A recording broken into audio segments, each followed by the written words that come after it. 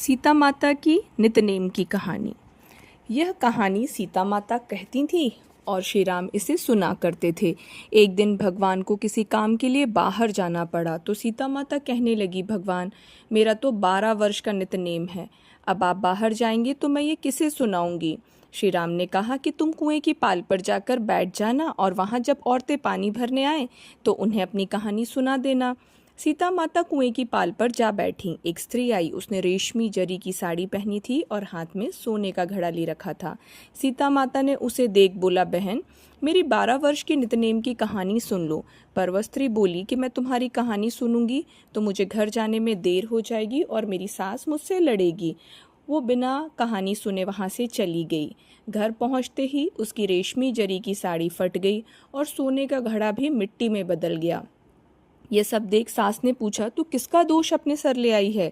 बहू ने कहा कि कुएं पर एक औरत बैठी थी, उसने कहानी सुनने के लिए कहा, लेकिन मैंने कहानी नहीं सुनी जिसका मुझे यह फल मिला।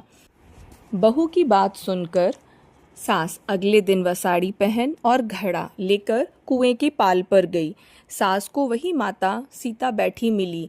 माता सीता ने कहा, बहन मेरी कहानी सुन लीजिए। सास बोली, एक बार छोड़, मैं तो 4 बार सुनूंगी। तब सीता माँ कहने लगी, राम आए लक्ष्मण आए, देश के पुजारी आए, नितनेम का नेम लाए, आओ राम बैठो राम, तपी रसोई जियो राम, माखन मिश्री खाओ राम, दूध बताशा पियो राम, सूत के पलका मोठो राम, शाल दुशाला पोठो राम, शाल दुशाला ओढ़ो राम, जब बोलूं जब राम ही राम, राम सवारे सबके काम, खाली घर भंडार भरेंगे, सबका बेड़ा पार करेंगे, श्री राम जय जय राम। सास बोली कि बहन कहानी तो बहुत अच्छी लगी। कहानी सुनकर सास घर चली गई और उसने देखा कि उसकी साड़ी फिर से रेशमी जरी की बन गई, मिट्टी का घड़ा फिर से सोने में बदल गया।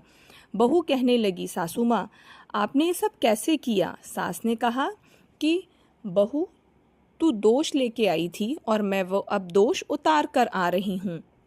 बहू ने फिर पूछा कि माँ वह कुएं वाली स्त्री कौन थी। सास बोली कि वे सीता माता थी, वे पुराने को नया कर देती हैं, खाली घर में भंडार भर देती हैं, वे लक्ष्मी जी का वास घर में कर देती हैं, आदमी की जो भी इच्छा है वो उसे पूरा कर देती है। बहू बोली कि ऐसी कहानी मुझे भी सुना दो। सास बोली कि ठीक है, तुम भी सुनो। और सास ने कहानी शुरू की। राम आए लक्ष्मण आए, देश के पुजारी आए, नितनेम का नेम लाए, आओ राम बैठो राम, तपी रसोई जियो राम, माखन मिश्री खाओ राम, दूध बताशा पियो राम, सूत के पलका मोठो राम, शाल दुशाला पोठो राम, शाल दुशाला ओढ़ो राम, जब बोलूं जब राम ही राम, राम सवारे सबके काम, खाली घर भंडार भरेंगे, सबका बेड़ा पार करेंगे, श्री राम जय जय राम। कहानी सुनकर बहू बोली कि कहानी तो बहुत अच्छी है। सास ने कहा कि ठीक है, इस कहानी को हम रोज़ कहा करेंगे। अब सास बहू रोज़ सवेरे उठती, नहाती धोती, पूजा करने के बाद नितनेम की सीता की कहानी कहती। एक दिन उनके यहाँ पड़ोस की औरत आई और बोली, बहन ज़रा सा आँच देना। तो वह बोली कि आँच तो अभी तक हमने जलाई ही नहीं है।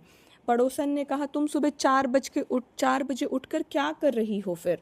उन्होंने कहा कि सुबह उठकर हम पूजा करते हैं, फिर सीता माता की नितनेम की कहानी कहते हैं।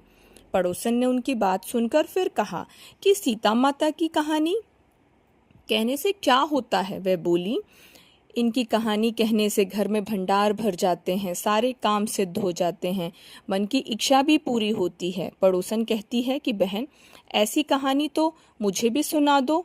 फिर वह बोली कि ठीक है, तुम भी ये कहानी सुन लो। राम आए लक्ष्मण आए, देश के पुजारी आए, नितनेम का नेम लाए, आओ राम बैठो राम, तपी रसोई जियो राम, माखन मिश्री खाओ राम, दूध बताशा पियो राम, सूत के पलका मोठो राम, शाल दुशाला पोठो राम, शाल दुशाला ओढ़ो राम, जब बोलूं जब राम ही राम, राम सवारे सबके काम, खाली घर भंडार भरेंगे, सबका बेड़ा पार करेंगे, श्री राम जय जय राम। सारी कहानी सुनने के बाद पड़ोसन कहने लगी, बहन कहानी तो मुझे बहुत अच्छी लगी। अब वह पड़ोसन भी नितनेम सीता माता की कहानी कहने लगी। कहानी कहने से सीता माता ने पड़ोसन के भी घर के भंडार भर दिए।